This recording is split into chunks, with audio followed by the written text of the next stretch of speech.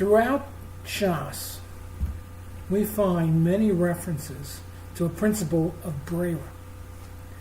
Those that agree with the principle say Yesh Braira, and those that don't admit to this principle are of the view that say Ein Braira. We bring a few of the standard cases of Braira. Halakeach Yayin. One had bought wine from the Kusim on Erev Shabbos and has no time left to be Mafresh Truma Meiser. And this entails removing measures and setting it aside, and measuring it. The Kusim were Gerim that settled in the areas that the Aseret Shvatim used to live. They did some kind of Geras. Their Geras is questionable. Rashi does say the Geras is the Geri Emes, and Taisus disagrees. But in either case, they accepted enough of the mitzvahs that they're not, or at least during the time of the Gemara, the time of the Mishnah, they accepted enough of the mitzvahs that they were considered not their wine wasn't Yayin Nesach, Yayin Nakum. So therefore, you could drink their wine, but the problem is that they were not Zahir. They were not always going to give off and separate the Truma Meiser. So here you bought wine and it's Erev Shabbos and there's no time left. So what do?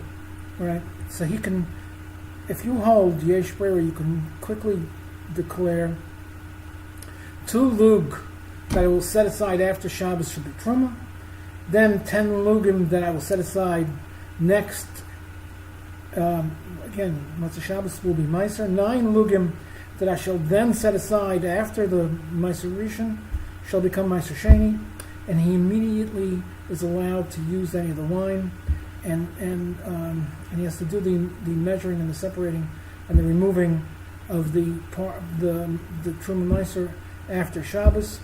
I'm not being exactly accurate about the 2 lugin. They're a little bit off. Actually, it turns out to be 19%. 2% is truma. Then of what's left, 10%. So it's not a full. It's not any 10 lugim anymore. Okay. Now he can he can drink the wine on Shabbos, even though he hasn't yet set aside truma and meiser. And now the question is, why isn't the wine still tevel? The answer is that by the principle of Braira, the chalais truma and meiser have been activated, and at the start of Shabbos, before Shabbos, but the wine will be selected later. The percent of the wine that needs to become truma meiser will be selected later. At which point we say that Lamafreya retroactively the wine selected was shown to be truma and meiser. One case. Second case is in Bo Chacham LaMizrach. On Shabbos or Yom Tov, one cannot go beyond the Tchum unless he sets up Eruv Tchumen. That, by bringing, what he does is he takes 2 loaves of bread and he places them 2,000. A person can only go 2,000 amos. Beyond 2,000 amos is called an Isser Tchum. So he takes the 2 pieces of bread and he wraps it up and puts it under a tree or some safe place 2,000 amos away from the edge of the city, the town, or the bungalow, and that becomes his new location for Shabbos, and he can go from there 2,000 amos in diameter. In other words, 2,000 amos from that point where he set the chalas aside becomes his new location, so he can travel 2,000 amos east, west, north, or south. Now, if he wants to, then there's another little town, and he wants to. The Chacham is coming to that next town to lecture, to say shir. He wants to catch it, and so he has to create a Erev Tchumen. And the problem is he doesn't know exactly where the Chum will come in that little next town. Right? If the Chum is on the west side of town, and he sets his Erev to be on the east side of his town, there's 2,000 amos separating the 2 towns or the 2 bungalows. His new radius of movement will not reach the location desired. And one cannot have two tchumim simultaneously. You can't set up two. And it can't be designated on Shabbos. So before Shabbos, he then sets up two Reuven and makes them contingent, saying, if the Chacham will come to the west, then let my Erev on the west be my true Erev Tchumim. But if he comes to the east, let my Erev, then I'm leaving at the east side, be my Erev. At that point, a Chalosh Shvisa takes place already before Shabbos, just that he must wait till the arrival of the Chacham to have the knowledge of the arrival of the Chacham, to have a particular location designated because of the principle of Braira.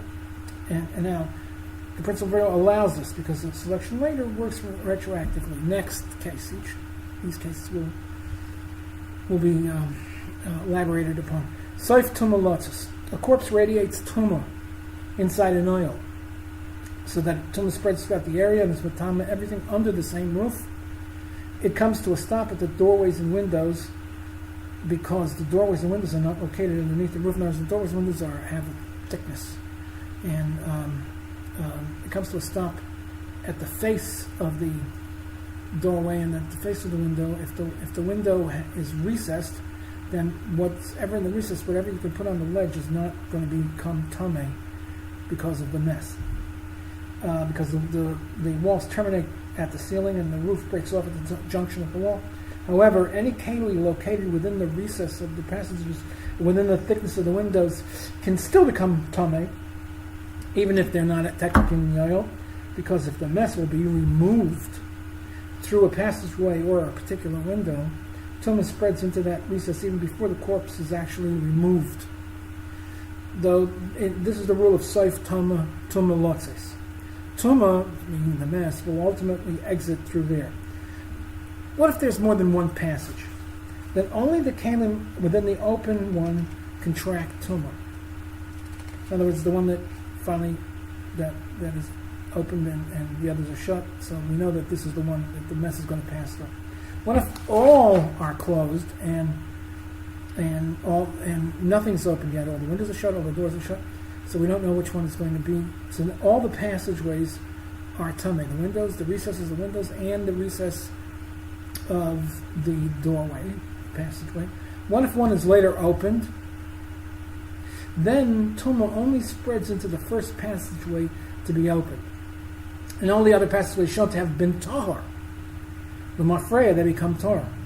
In a case when a doorway was ultimately opened, what is the din before any passageway has been opened?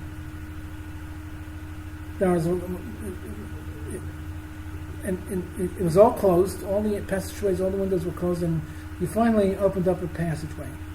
There's a difference there's a difference.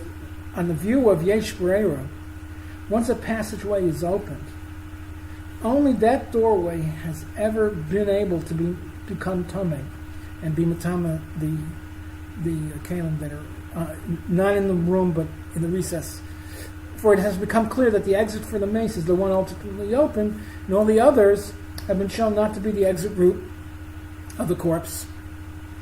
So that L'mafreya retroactively, no keli located in any other passageway out which is not in the oil, none is makabel tumah from the oil, being it's not in the oil, and being that now we find that the tumah is not going to go through that exit. But according to those that maintain ein Braira, then immediately after the death, all the passageways potentially might become the route of exit, and opening one only repairs the situation from that point going forward. But from then on, but all the kalim located within all the closed passageways retain the tumah contracted at the point of death. If the mace is so, because we don't go retroactively. What if the mess is never removed? It's like a tomb. It becomes it's like the nuclear reactor in Chernobyl. Now there's a whole bunch of dead people there. If they're going, then at the time of oil. But let's say they didn't. Then the structure was sealed over there. Then all agree that every passageway remains tameh. Taisus Braira and Daf Yud. The Ramaskal by Shammai Omer. Next case, last case. A get, in order to be kosher, must be written lishma for the sake of the isha that is going to be megureshes. It must be dedicated to the woman for its being used to divorce. If a get was written by the order of a husband for his wife, but it was never used, the cipher cannot offer it for use to a different man and wife with the very same names. It's not lishma. It wasn't written lishma. In the case where one has two wives, and they both have the same name, and on the view of those that hold of the principle of Braira, they hold yesh Braira, the husband could order the cipher to write this get for the first one of my wives to exit the doorway.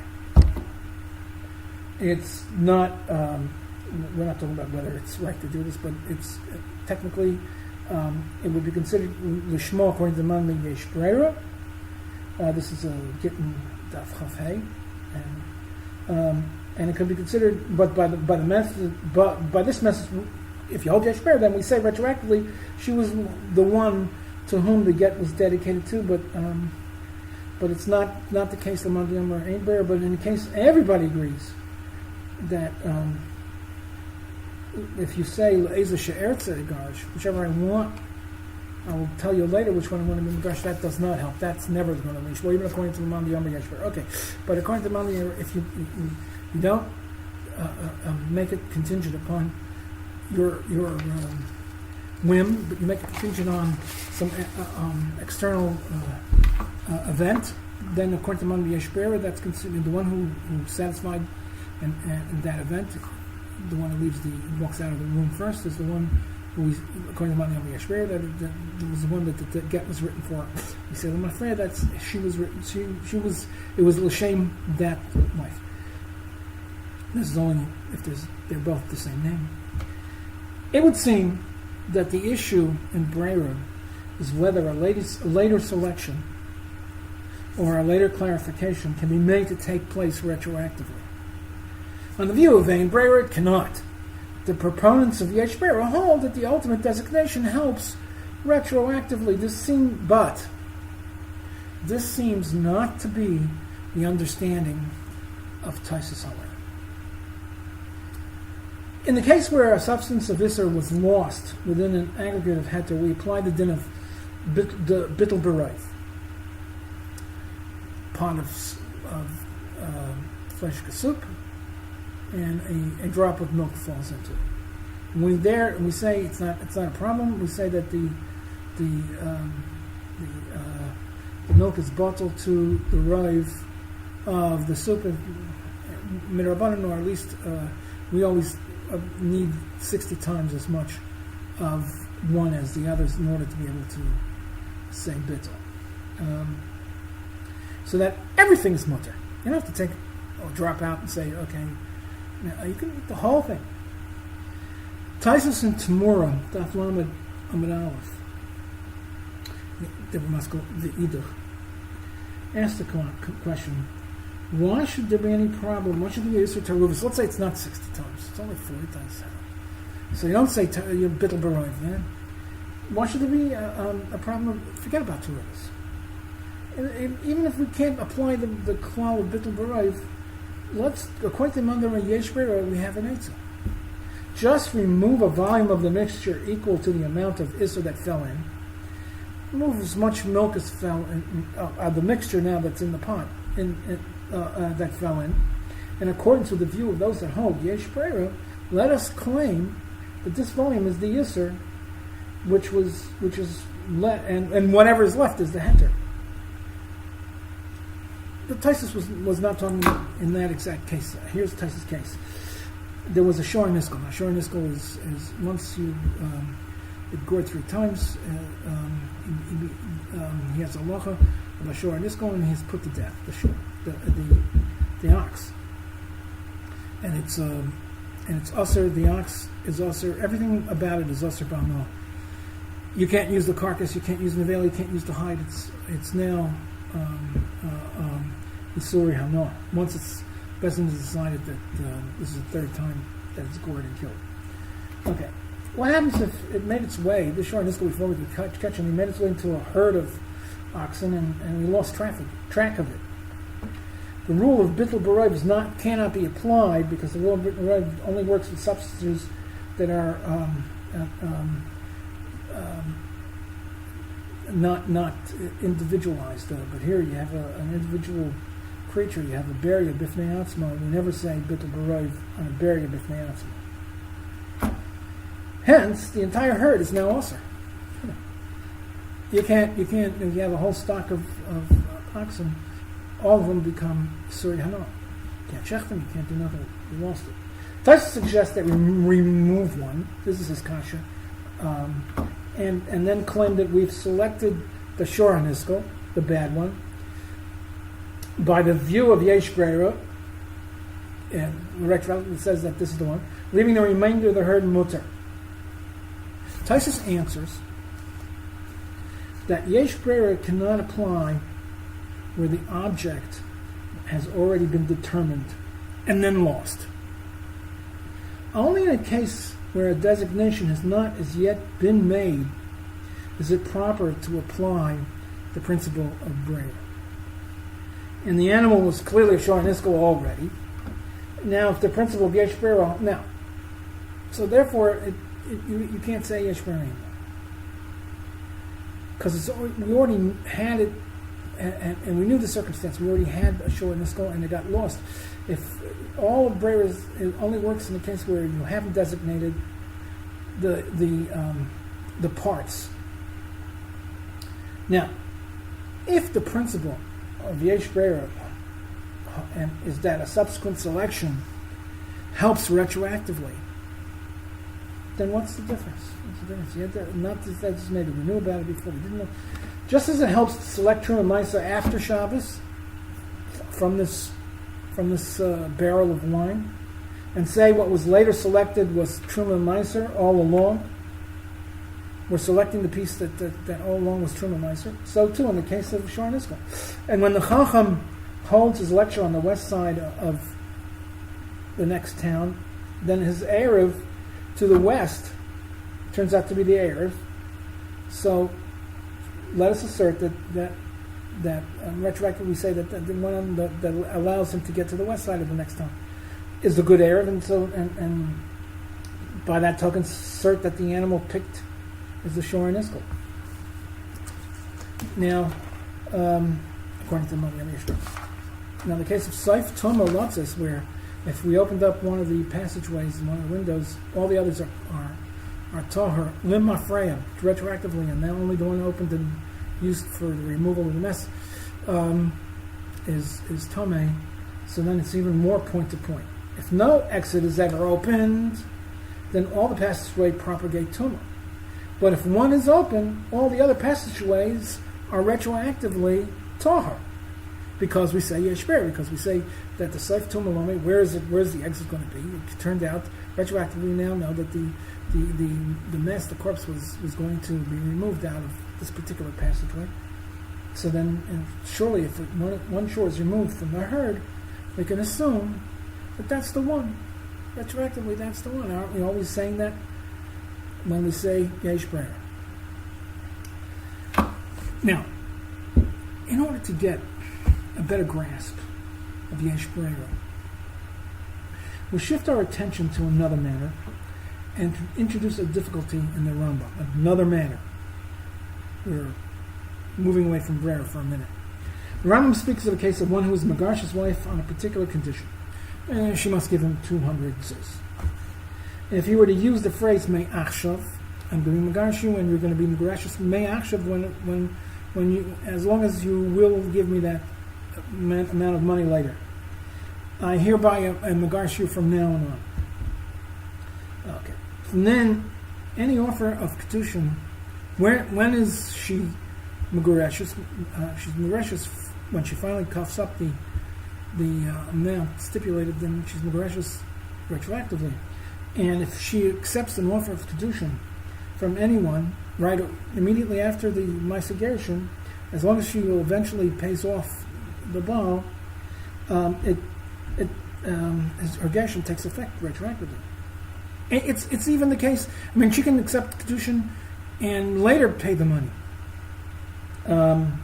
It's the Rambam in Gittin Perek Ches Halacha Aleph.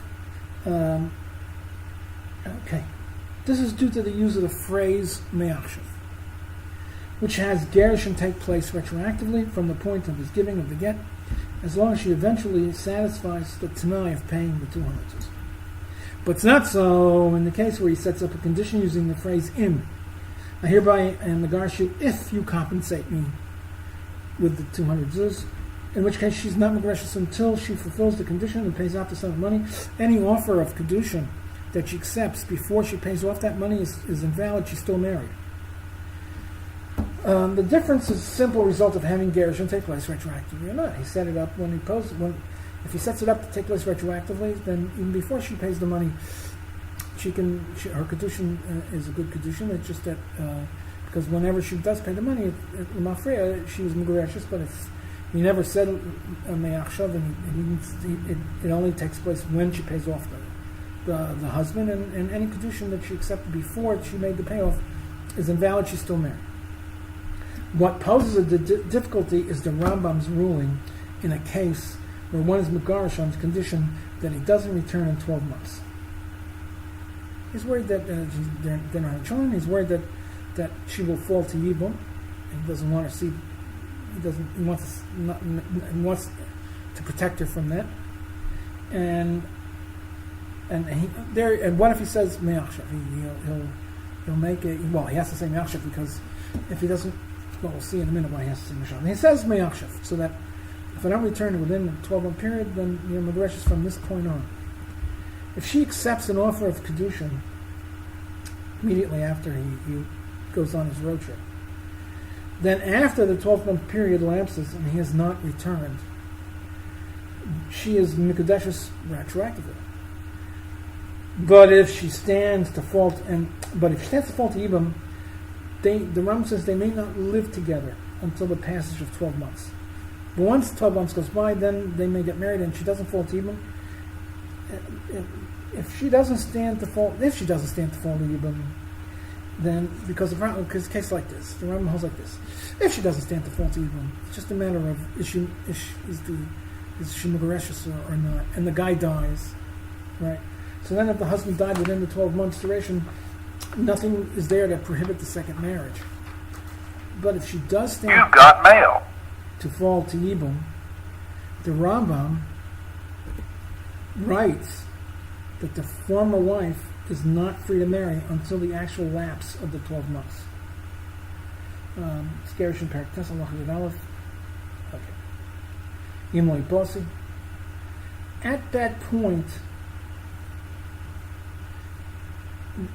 we will, where he finally, the 12 months lapses, we will accept her get to have taken place retroactively. That's what the Rambam postulates.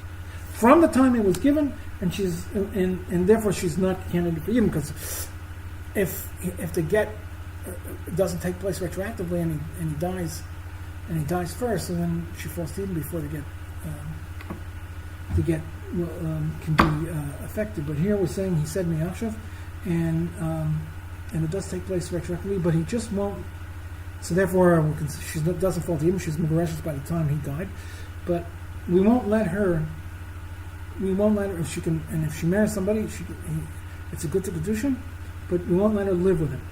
This forces us to reinterpret the case of gerushin that was given on the condition that the woman pays a sum to her husband. If he used the phrase mi'achshav, the Rambam had maintained she's mikudeshes upon accepting an offer of kedushin, even before the fulfillment of the kedushin. We now know that the Rambam won't allow her to live with a new husband until she actually pays out the stipulated sum since he's alive.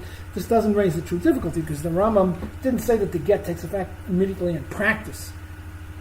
However, the case of one who's megaresh on the condition that he doesn't return in 12 months and then dies before he returns is the difficulty. Why must she wait till 12 months passes to marry if he's dead?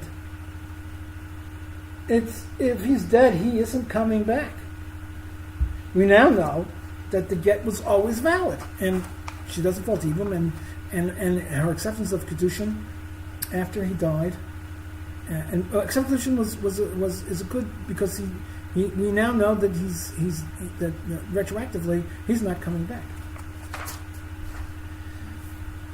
It seems necessary to advance the idea of the Rosh Hashiva is the Kohen Avraham, that really a case of Tanai Me'achshav, which this says, if I don't come back within 12 months, you're retroactively gracious. It's not a case of actual mafreya. It's not a true mafreya. Meaning that the effect takes place retroactively. No, it doesn't really take place retroactively. Rather, the chalos takes effect immediately. For the cause of chalos is totally extant. It's the act that triggers the chalos, the Maisa Kedushin and the Maisa Gershon, in other words, his Maisa Gershon and the next person's offer of Kedushin and her acceptance, they've been executed and accomplished. Nothing is missing for the coming to be of the Chalos Gershon and Chalos Kedushin. The Tanai of Mi'achshav, the payment of 200 zuz or his non-return, is not a condition in the production of the Chalos. Rather, it is conditioned in the existence of the Chalos. It is the existence of the Chalos that is dependent on the fulfillment of the Tanai. In contrast to a regular Tanai, not of the Mi'achshav type, where it is the coming to be of the Chalos, which is dependent on the conditions for fulfillment. If you say if I don't return, if you pay me off, then it doesn't. The actual coming to be of the Chalos Gershon doesn't happen until the condition is satisfied. Now, in our case, where he made it on the condition he doesn't return, in our case, where the Megarsh dies before the 12-month period has passed, even though he's never going to return if he died, there's not yet been a fulfillment of his non-return of 12 months. He didn't do a not coming back after 12 months because, it physically didn't happen. How long we know he can't come back anymore. Hence, the condition of the 12 months with no return has not supplied the cause of the continued existence of the Chalos Gershon. The Chalos Gershon needs his non-return of 12 months as a source of existence which does not take place until an actual 12 months duration is completed and he doesn't come back. Let's explain this a little bit more in depth. There are two types of sibus. There's two types of causes. There's a sibus of garam, the necessary cause. It's the cause that triggers the resultant, so that the resultant comes to be. And then there's the sibus hamakor, the grounds for the effect to exist, the sufficient cause. In a simple case, when something comes to be, it continues to exist because once it has come to be, it has all it needs to continue to be. If it continues to be because there was a hashtanas, an external effect. In the case of Tanai Me'achshav, by inserting this condition, whatever condition you inserted, pay me 200, I don't come back, the resultant chalos needs an additional requirement to continue to be as grounds for existence, the fulfillment of the condition introduced. In our case, this is a case of Me'achshav. In our case, the Chalos Gershon needs 12 months of not returning as a sibus hamakor. And just knowing that he will not return doesn't supply the grounds for the Chalos Gershon to exist.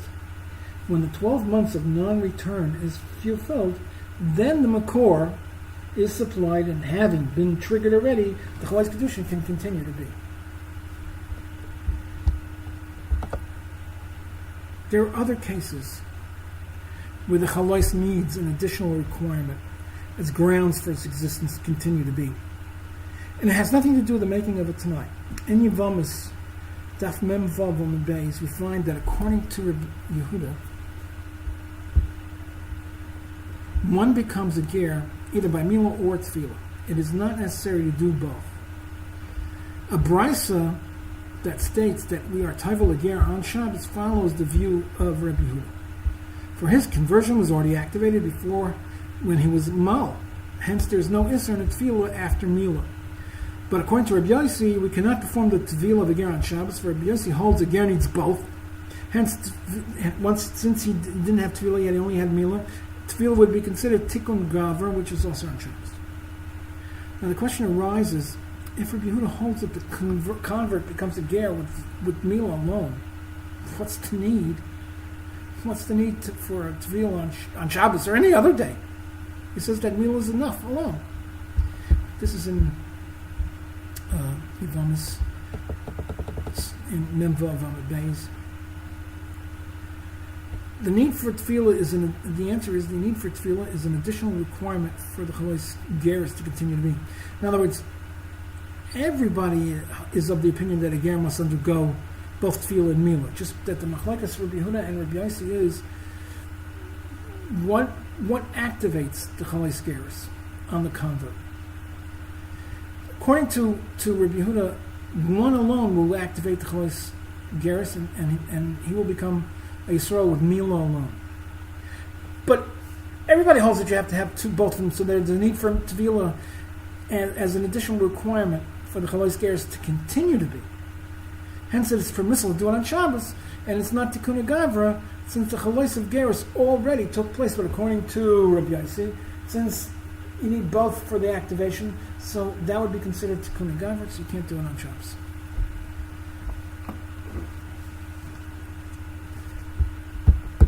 Turning back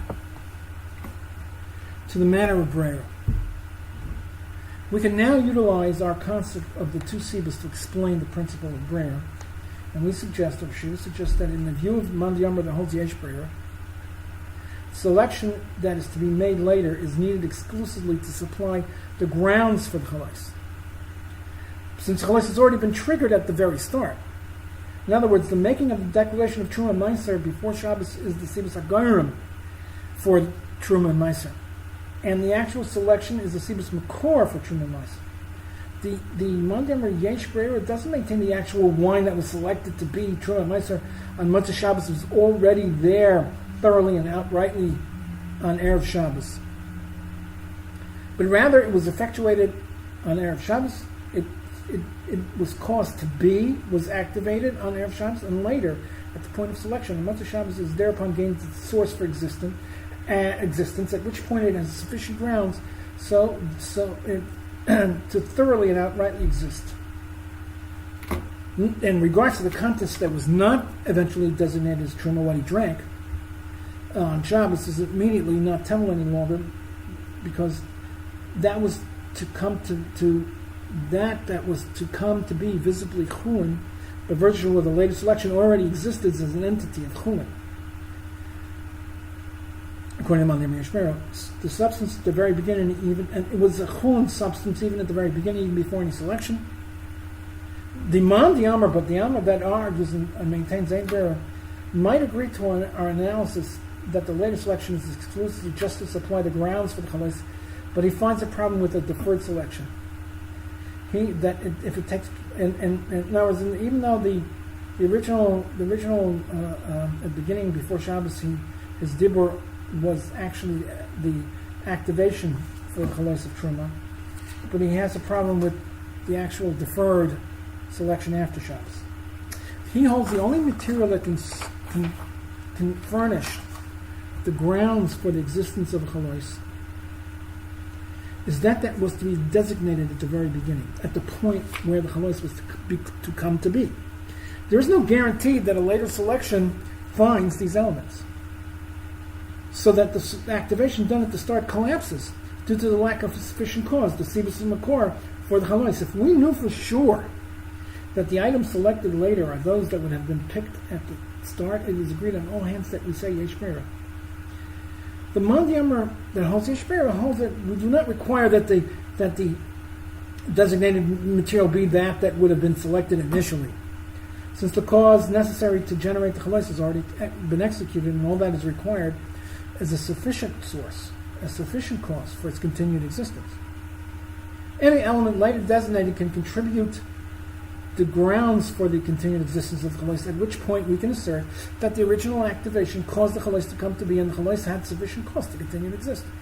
There is a Lamafreya, but it's not the Lamafreya that it actually came to be retroactively. And what happens is we say that there was enough a later designation is enough to supply us with a sufficient cause to continue to be. The actual designation and the actual activation was done at the very start. Taisus now in Tamura it totally makes sense, because no party holds that a later selection will find those items that were there at the very beginning. The Mandiyamar Yeshber simply holds that a later selection fills the bill and furnishes a makor for the continuing existence of the cholos, even though the item chosen later might not have been that would have been chosen initially.